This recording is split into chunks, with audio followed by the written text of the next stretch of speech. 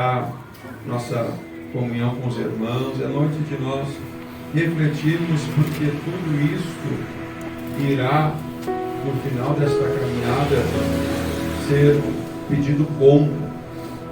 Cada um de nós será pedido conta de como nós aproveitamos o tempo, de como nós cuidamos do tempo do Espírito Santo, de como nós nos entregamos na obra do Senhor, como nós administramos aquilo que Deus nos deu. Então hoje é noite de nós refletirmos um pouco isso, né, irmãos? Não vou tomar muito tempo, já é 9h10 já. Lucas 13:22. A porta estreita. Percorria Jesus as cidades e as aldeias, ensinando e caminhando para Jerusalém. E perguntou-lhes um homem: Senhor, são poucos os que se salvam? E ele lhes respondeu: esforçai-vos por entrar pela porta estreita, porque eu vos digo que muitos procurarão entrar e não poderão. Quando pai de família se levantar e fechar a porta, e do lado de fora começardes a bater, dizendo: Senhor, Senhor, abre-nos, ele vos responderá: não sei de onde sois. Então direis: comemos e bebemos na tua presença, e tu ensinastes nas nossas ruas. Ele, porém, vos responderá: digo-vos, e não sei de onde sois. Afastai-vos de mim, vós todos os que praticais o mal. Haverá choro e ranger de dentes, quando virdes Abraão, Isaque e Jacó e todos os profetas no reino de Deus, e vós lançados fora. Virão do Oriente e do Ocidente, do Norte e do Sul, e tomarão lugares à mesa no reino de Deus. Há últimos que virão a ser primeiros, e primeiros que serão últimos. Irmãos, podem tomar assento. Veja, irmãos, a preocupação do nosso Mestre, do nosso Senhor Jesus Cristo. Ele estava ensinando, estava instruindo no caminho para Jerusalém. E nós vemos que há passagens, como ali em Marcos 6:6, que mesmo sendo o próprio Jesus que estava ali naquele lugar, os milagres não aconteciam. Então você vê, irmãos, que nós podemos notar que não depende somente de Jesus, depende muito de nós também. Se nós lermos ali em Marcos capítulo 6, verso 4, diz assim: Jesus, porém, lhes disse: um profeta não tem honra na sua terra, entre os seus parentes e na sua casa. Ele não pôde fazer ali obras maravilhosas, somente curou alguns poucos enfermos, impondo-lhes as mãos. E ele se admirou da incredulidade deles. Então percorria Jesus as aldeias circunvizinhas ensinando. Veja, irmãos, que nessa passagem, muitos ali não receberam milagre porque não criam em Jesus. De repente, porque conheciam a história dele, conheciam a vida dele, e não queriam aceitar que ele era a qual ele estava ensinando, estava dizendo. Então veja, o cuidado do Senhor para com nós em nos instruir, em ter zelo por nós. Então, muitas vezes ele nos alerta, muitas vezes ele nos orienta, ele nos instrui por dentro da sua palavra, para que nós não venhamos perder esta oportunidade, esta salvação que está tão próxima de nós. Então, a próxima revista, irmãos, que nós vamos estar estudando agora a partir de domingo, quem já tem ela, você pode olhar na capa dela, né? Ela ilustra exatamente isso a qual Jesus estava falando. Ela tem a porta estreita, a vida eterna, e do lado a porta larga, perdição eterna. E a porta estreita ela tem na entrada, né, para alegrar os indivíduos, de cara uma cruz. De cara uma cruz. Então, irmãos, muitas vezes as pessoas, né, chegam na igreja, tem denominações, tem lugares, né, que a proposta é outra. A proposta é prosperidade, empresa própria, CNPJ, carro do ano, conta bancária. Mas tem outros lugares que a proposta é a vida eterna. E quando o assunto é vida eterna, parece que se torna pesado, se torna cansativo. Mas é uma verdade que nós precisamos nos atentar, que nós precisamos dar atenção para isso, porque a vida, o final é a vida de todos nós. Nesta semana, minha mãe me ligou e disse para mim, a irmã fulana de tal deu uma parada cardíaca nela. Minha irmã Ângela, não lembro, esposa de João, ali da Buqueirão, irmã Ângela. E eu, tu vê uma coisa assim que ninguém, né, estava esperando, quem sabe. Mas foi de repente, uma parada cardíaca, parou, fechou os olhos e adormeceu. Então, irmãos, nenhum de nós está livre de acontecer isso no final do culto, quem sabe, na madrugada. Dá uma dor no peito, você passa mal, pressão sobe, coração dispara e de repente a pessoa vem adormecer. Mas quem sabe essa pessoa, quem sabe ela está de bem com Deus. Quem sabe ela fez uma análise, ela se arrependeu, ela pediu perdão para o Senhor, pediu para o Senhor, né, como um ladrão da cruz, lembra-te de mim, Senhor, quando entrar no teu reino. Ele não tinha ali passado pelo batismo, ele não tinha ali passado pelo discipulado, ele não vinha nos cultos todos os dias, todas as semanas, mas ele creu em Jesus ali naquela cruz. O outro estava zombando dele, né? O outro estava ali criticando, se tu é Jesus mesmo, livra-te dessa cruz, desce daí, né? Porque ele está passando tudo isso, se tu é verdadeiramente o Filho de Deus. Mas o outro não, o outro creu e disse para ele, lembra-te de mim quando entrares no teu reino. Então, irmãos, quando nós cremos na palavra, cremos no Senhor Jesus, esta incredulidade a qual estava ali habitando no coração daqueles homens, ela já não habita em nós, porque nós cremos que Ele é o Senhor de todas as coisas. A Bíblia diz, o primeiro mandamento, amai a Deus acima de tudo, amai o Senhor seu Deus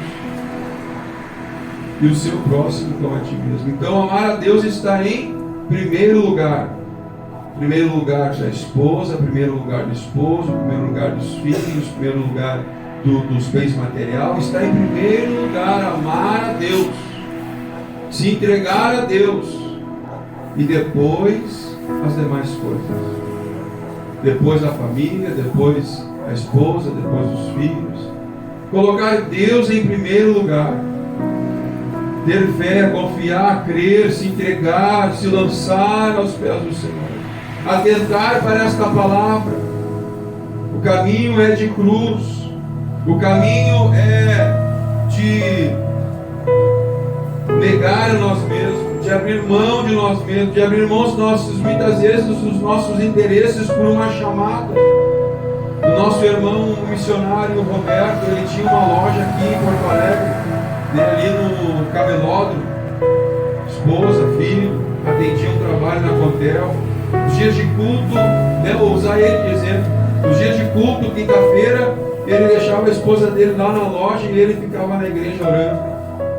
Quando veio a chamada para ele, ele já tinha feito o curso de espanhol, ele já tinha feito o curso de missões e foi chamado para cuidar uma igreja lá no Uruguai. E aí, quem sabe, irmão, se fosse uma outra pessoa que não tivesse este sentimento no coração, de se entregar a Jesus, quem sabe ele dizia, não, eu ainda quero avançar, eu quero ainda, a minha loja, eu quero que aumente a minha loja, eu quero estender as filiais, tem somente uma loja ali, eu quero abrir mais uma filial no Hamburgo, eu quero abrir outra em Sapucaia, eu quero abrir outra em Gravataí, em Cachoeirinha. Ainda não é a hora de fazer a obra missionária, eu quero estender os negócios que estão dando certo, eu estou lucrando, está tudo indo bem. Mas não, ele disse assim, eis-me aqui, Senhor, envia-me a mim. Pegou a loja, fechou a loja, vendeu tudo que ele tinha lá, entregou o carro dele para um outro irmão que congregava lá conosco e foi embora. Um rapaz novo, casado, filhos, está lá, foi para o Uruguai, voltou para Porto Alegre, ficou um tempo em Porto Alegre, agora foi para os Estados Unidos. Está lá cuidando da igreja dos Estados Unidos. Por quê? Porque ele entendeu a sua chamada. E ele, sabendo que ele tinha uma chamada, o que ele tinha que fazer? Mínimo que eu preciso fazer quando eu entendo que Deus tem um projeto em mim, na minha vida, é me preparar. Se eu sei que tem coisas na minha vida que está me atrapalhando, eu vou orar, eu vou pedir para Deus preparar tudo o meu caminho. Preparar o meu caminho, limpar o meu caminho, me dar uma direção, me dar uma estratégia. Se é algo que vai doer, se é algo que vai me machucar, se é algo que vai fazer eu sofrer, eu vou fazer campanha, eu vou buscar, para que a hora que for necessário eu tomar essa decisão, o Espírito de Deus venha dar tranquilidade no meu coração, venha dar tranquilidade naquele assunto, para que eu possa decidir e me entregar completamente ao Senhor. Porque o que está em jogo, irmãos? É a eternidade. O que está em jogo é a eternidade. Vamos viver aqui na terra, vamos ter a nossa vida normal. Não vamos ser fanáticos, não. A Bíblia diz que crescer na graça e no conhecimento. Tem crente que é fanático, né? Em tudo ele vê demônio, em tudo ele vê diabo. Ele sobe no ônibus, ele começa a repreender demônio, ele começa a repreender o diabo está aqui, o diabo está ali, ele tem que te converter, porque tu tem que ser assim, porque tu tem que ser assado, tu precisa fazer isso, tem que fazer aquilo, tem que fazer aquele outro. Mas só que aquela pessoa, só que o crente não pode ser assim, irmãos. Ele está fazendo o que? Ele está escandalizando a obra de Deus. Ele está escandalizando o Evangelho do Senhor Jesus. Ele tem que se comportar lá na sua empresa como um funcionário. Lá na minha empresa eu não sou pastor. Lá na minha empresa eu não sou obreiro. Lá na minha empresa eu sou motorista, eu sou funcionário, eu sou prestador de serviço. Eu estou lá para trabalhar. Eu não estou lá para ficar lendo a Bíblia num canto sentado, eu não estou lá para ficar pregando, eu não estou lá para ficar evangelizando, eu estou lá para fazer o meu trabalho. Quando me vier a oportunidade de falar a palavra do Senhor, que não vai atrapalhar o meu trabalho, aí eu vou pregar o Evangelho, eu vou falar de Jesus. Porque o Senhor vai preparar, o Senhor vai me enviar alguém, vai surgir uma oportunidade que não vai escandalizar. Quantos estão entendendo, irmãos? Então o Evangelho, ele não é loucura, ele não é fanatismo, ele não é uma coisa desenfreada. A pessoa pode ser crente e pode andar bem vestida. A pessoa pode ser crente e pode ser educada. Pode saber se comportar num ambiente empresarial, vamos supor. Num shopping, pode saber se comportar onde ela andar, onde ela entrar, onde ela sair, num banco, no ônibus. Se comportar como uma pessoa normal. E quando surgir a oportunidade, ela vai poder dar a razão da sua fé, porque ela estudou a palavra, porque ela leu a Bíblia, e ela é sensata, ela cresceu na graça, orando, buscando, jejuando, mas também cresceu no conhecimento. Não é uma loucura, não é uma coisa desenfreada. Aí as pessoas olham e dizem assim, eu ser crente como aquele maluco lá, Deus me livre. Eu não quero ser assim. Eu não quero passar vergonha, eu não quero causar vexame, eu não quero isso. Mas ser crente moderado, ser crente exemplo, ser crente onde as pessoas olham e dizem assim, verdadeiramente aquele homem lá, verdadeiramente aquela mulher lá, ela se comporta como uma mulher de Deus. Aleluia! Glória a Deus, a porta é estreita, irmãos. A porta é estreita, o caminho é apertado, e Jesus estava ensinando as pessoas. O povo erra, a Bíblia diz, porque o povo tem falta de conhecimento. Falta de conhecimento, não há uma instrução, não há quem ensine. As pessoas não querem se pôr, não querem se dedicar, não querem se esmerar, não querem tirar um tempo para estudar, não querem ensinar a igreja, não querem se incomodar, querem ficar no seu bem bom ali no seu canto. Mas Jesus estava o quê? Dando exemplo, estava ensinando, estava instruindo. Quando a igreja senta para ouvir, quando a igreja senta para aprender, aí sim ela é capacitada para sair e para ensinar. Hoje em dia há muitos irmãos que eles não querem sentar na igreja para ouvir, não querem participar da escola bíblica porque acham que sabe mais, não querem vir no culto de quinta-feira porque acham que o pastor sabe menos que ele sabe mais, que ele é mais instruído, que ele tem mais dinheiro, que ele é mais isso, mais aquilo, mais aquele outro, é mais bonito, é mais alto, é mais não sei o quê. Não quer ouvir falar. E aí nós vemos pessoas como o nosso pastor, que não falta um culto da juventude, porque ele diz que por mais que seja uma criança, ele está aprendendo com ela. Aleluia! Por quê, irmãos? Porque a soberba está no coração, é uma ação diabólica, uma ação demoníaca, que faz com que a igreja vai se espalhando, vai se separando, vai se dividindo. E aí falta as pessoas para ensinar, falta as pessoas para instruir, falta as pessoas para pregar. E aí a igreja vai crescendo deformada, raquítica, anêmica, cresce em número de pessoas, mas sem instrução. Isso é uma coisa louca, uma coisa desenfreada, ninguém sabe nada, cada um faz de qualquer jeito, não tem líder, não tem quem instrua, não tem quem ensine. E aí o Senhor Jesus, ele estava ensinando e caminhando com Jesus. Quantos gostam de ouvir a palavra do Senhor? Oh, aleluia, aleluia, aleluia. Eu tenho certeza, irmãos, que tem irmãos aqui que estão cheios de conhecimento. Eu tenho certeza que tem irmãos aqui que estão cheios de experiência. E eu quero dizer para ti, use este conhecimento, use esta experiência para ensinar os demais. Aqueles que estão chegando, um dia eu cheguei na igreja, para mim tudo era novidade. E os irmãos me arrastavam para cá e me arrastavam para lá. Irmão, vamos para o monte, irmão, vamos para a campanha, irmão, vamos para o culto lá, vamos para a cruzada lá, vamos para a campanha. E assim eu ia com eles, eu ia aprendendo.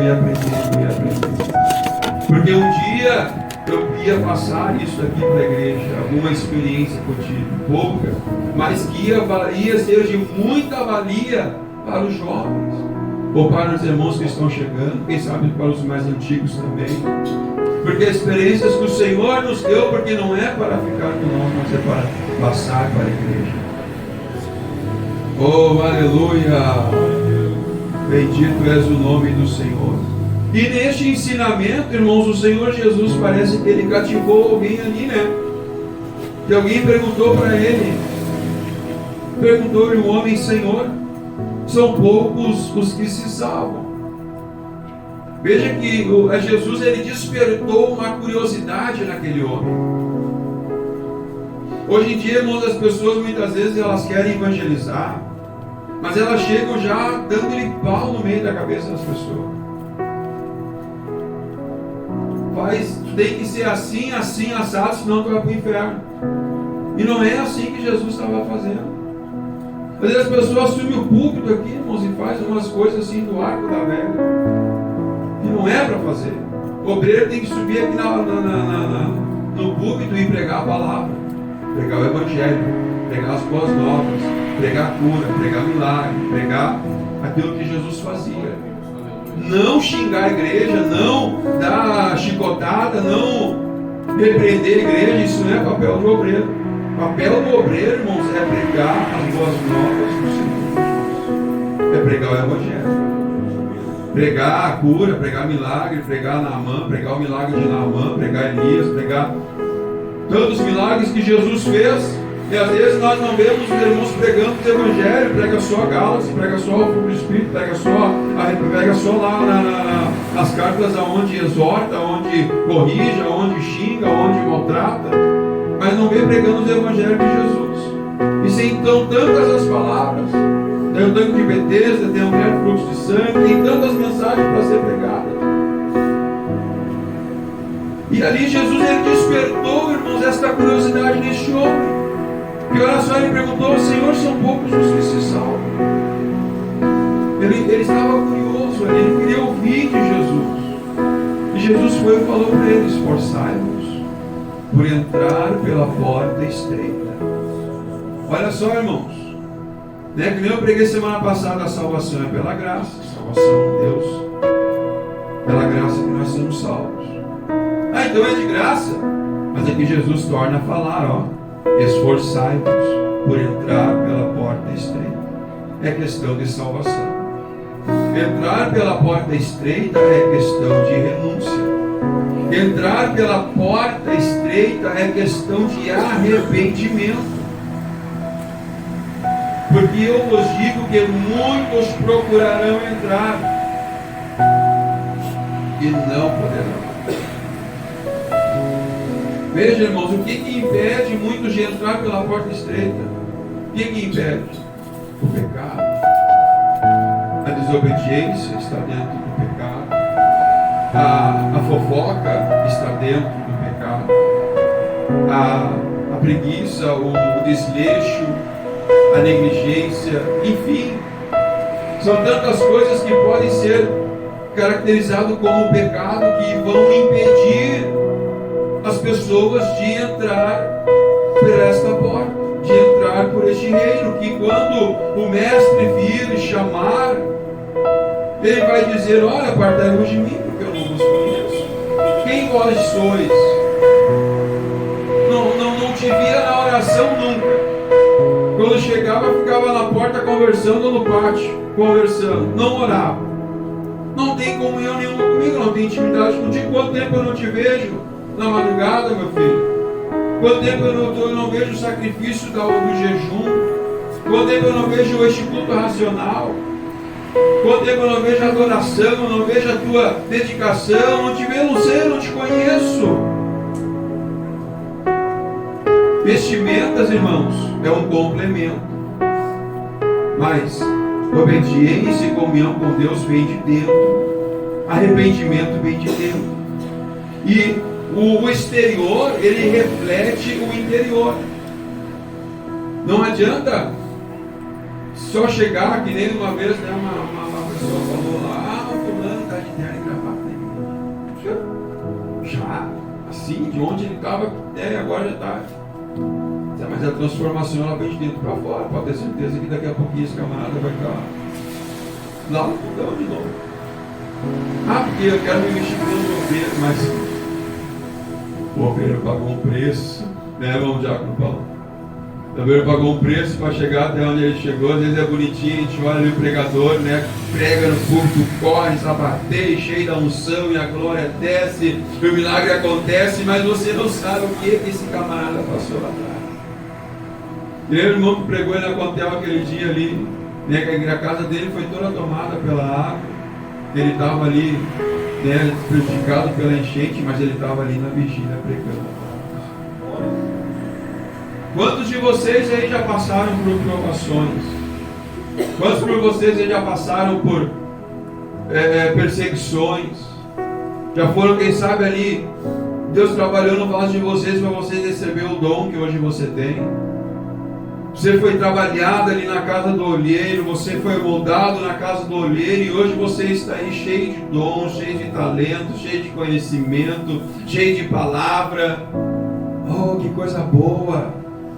Que coisa boa, irmãos! E você está aí zelando, você está aí guardando aquilo que o Senhor deu para ti.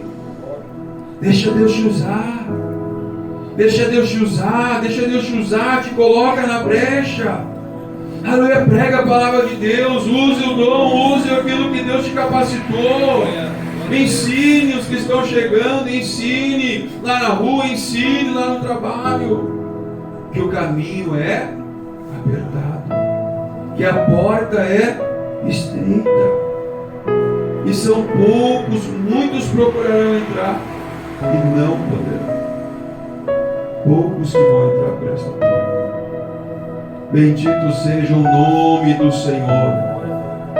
Aqui nós vemos, irmãos, igrejas excluídas neste versículo. Denominações, milhares e milhares de pessoas que não vão poder entrar, que pensam porque estão dentro de uma denominação, quem sabe que pensam que estão com o microfone na mão, que estão ali com a Bíblia embaixo do braço, mas estão incluídos aonde, irmãos? Aonde não entraram pela porta estreita.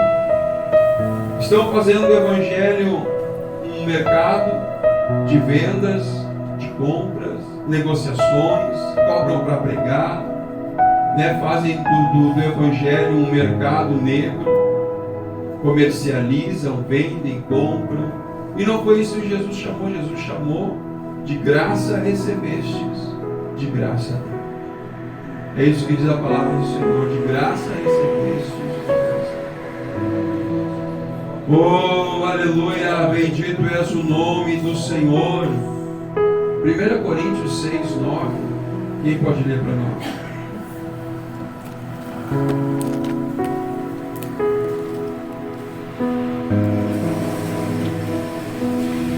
Não sabeis que os injustos não hão de herdar o reino de Deus?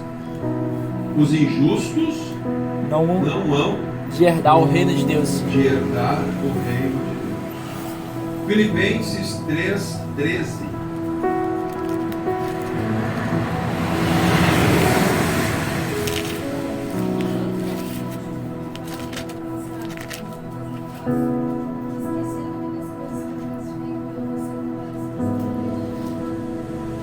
Esquecendo das que para trás ficam e avançando. Quer dizer o que, irmãos?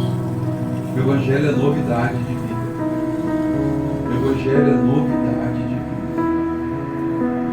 Fazer-se tudo novo. Agora é nova vida, é nova caminhada, é novos objetivos. Vamos traçar uma nova. Vamos ambicionar agora o céu. Vamos ser ambiciosos agora pela salvação. Lá em 1 Pedro 3,20 diz assim: os quais noutro tempo foram rebeldes, quando a longanimidade de Deus esperava nos dias de Noé, enquanto se preparava, e nela poucas almas se salvaram através. Quantos foram salvos, irmãos, na época? Muitas pessoas foram salvas. Tiraram Noé para doido, para maluco, quem sabe? Tudo que eles falavam ali, tudo aquilo que eles estavam fazendo não servia para que eles viessem a crer. E hoje tudo que está acontecendo ao nosso redor está indicando que o Senhor Jesus está voltando.